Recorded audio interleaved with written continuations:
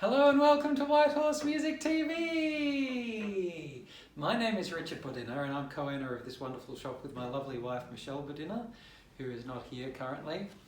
Today I am doing a video for Brian, and you might know Brian.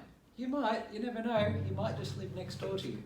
So I am going to be doing a video comparing Scott Chow SCC 100 cello, which looks like this. It's got really nice varnish, I reckon. You can feel the wood, like you can feel the growth rings there, which I really like. It means the varnish is not too thick. And it's nicely antiqued. It's sort of like mildly antiqued. You can see little scratches and things like that that have been done to make it look like it's a Stradivarius cello. It says inside it's a copy of a Strad. Now this one has a birthmark. Check it out. A little birthmark area just here, which is just a cosmetic thing, but I thought, you know, worth pointing out to Brian, just in case he buys it and says, look, there's a birthmark, and is very excited about it. So this one has been set up with, currently, Larsen Magnecore strings. So Larsen are very warm, beautiful, and reasonably strong strings. I love them. Magnecore are the version of the Larsens which are brighter and stronger. Still have the warmth. Still have not quite as much warmth as the standard Larsens, but they're really strong and projecty, so really good. The other, I'm going to show you the other one as well. The other contender for today in the boxing ring is the Gliga 1 cello. Now the Gliga also has really nice varnish. The Gliga, like, they're made in Romania, and the varnish is actually imported from Germany to Romania to be used, and it has this sort of more matte looking finish. It's not as antiqued. In fact, there's no active sort of on purpose scratching on this cello, but this is referred to as dark antique in the Gliga sort of varnishing catalogue, which pretty much just refers to the fact that it's slightly darker varnish, not as orange as the standard Gligas, and it has a bit of fading to the flank, so it's got a more gold, you can see the more golden undertone where it might have been worn over the years. And this Gliga, I thought, belonged with standard Larsen strings. So this one has the standard Larsen strings, which are beautiful, strong and warm. And I should point out that both of these cellos were set up at the wonderful White Horse Music. So, yeah, they might do with a play. Let's have a play. All right, hold your horses. I will play them, but first, because I'm obsessive, I'm going to show you about our setup. So with both of these cellos, we've made a very high quality bridge.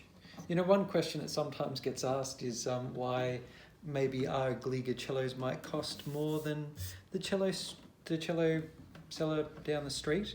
That's because with this bridge, this is the best quality bridge that you can buy. Olbera Deluxe bridge, which is very aged and very high quality maple. And we carve it to suit this particular cello. So it comes as a big bridge blank. We spend a couple of hours carving it down to suit this particular cello, and it makes it sound so much clearer and stronger and more vibrant. And yeah, it makes a huge difference. And the Gligas, they originally come with a fairly soft bridge, and so making that bridge makes a huge difference. And maybe it might cost $250 if you wanted to have that bridge carved separately. And we put on these wonderful Larsen strings, which themselves are millions of dollars. And we plane the fingerboard on each of these cellos to make sure that as you're going up the fingerboard, the notes are consistent, because often you get otherwise like dampening or buzzing or all sorts of things that sometimes you don't even really notice so much, but it makes a huge difference to plane the fingerboard to make it perfect.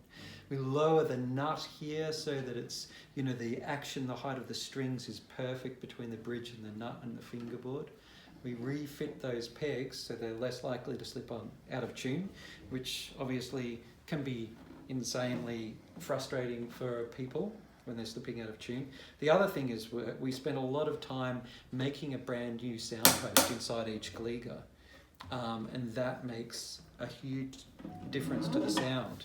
We can position the sound post so that you get the right amount of grumbly depth down the bottom and the right amount of warmth up the top. It makes a huge difference, and you know, maybe every 10th video or so you have to sit by and watch me ramble on about our setup, but it makes such a huge difference. And so there's maybe, you know, over $800 worth of better bits at least on this cello. So yeah, there you go. Now I will play the cello. So this is the Gliga 1. Let's have a listen.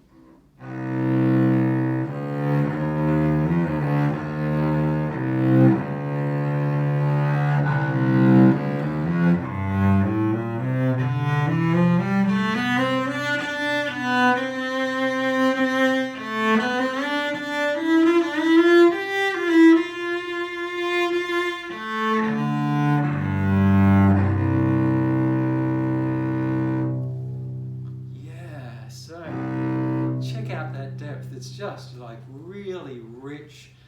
And you know, Gligas, if they're going to err on the sound, on the side of, you know, too much bright twanginess and too much dark warmth, usually it's on the side of too much dark warmth and they become sort of like a little bit muddy sounding, you know, on their too muddy side. This one I would say is sort of like a fairly bright Gliga. And it's my favourite type of Gliga. It's the Gliga which has that warmth and body, but also has some projecting power. So I really like that. That's beautiful. All right, now I'll play the Scott Chow, which is a completely different sort of thing.